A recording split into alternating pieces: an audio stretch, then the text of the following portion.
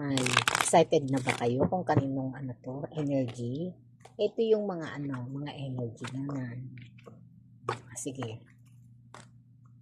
Thank you muna sa lahat ng sa lahat ng mga viewers natin, sa lahat po ng nagpa-follow at saka sa lahat ng hindi nag-i-skip ng ads. Salamat, super blessed po ako sa inyo ha. Sana pagpalain po kayo ng Diyos, no, sa kabutihan ng puso niyo.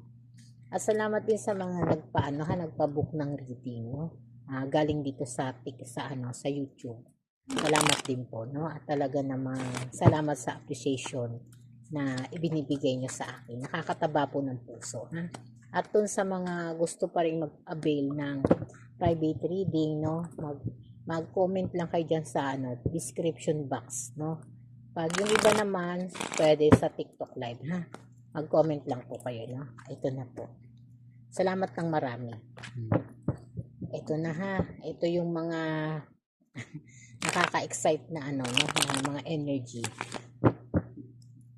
Parang may makulit dito ha. Yung makulit, yung pabalik-balik, no. Tsaka yung panay pa-cute, no.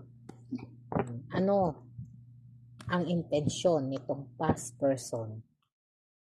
Past person mo, no, kaya siya bumabalik sa buhay mo.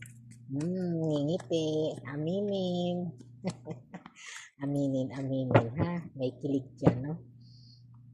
May parang may nagpaparamdam mula sa past, no, na nagchat-chat, no, yung iba nagchat-chat, no, nagpapa-cute, no, nagchat-chat ulit sa'yo, or yung iba naman lumalapit sa'yo, no, nakikipagngitian, may mga ngiti na parang iba yung sulyap, ha. Talagang super cute, no, parang mas cute pa sa sanggol. Ikaw naman nagdududa, no, kasi parang yung intention niya parang kakaiba, no, parang ang weird, parang nawiwirduhan ka, no. Pero yung intention niya, no, bakit kaya siya nagpaparamdam sa'yo, no, ano kayang kailangan niya, baka may utang, ano kaya, no, ano kaya yung gusto niya sa'yo, no, parang takot ka naman kasi parang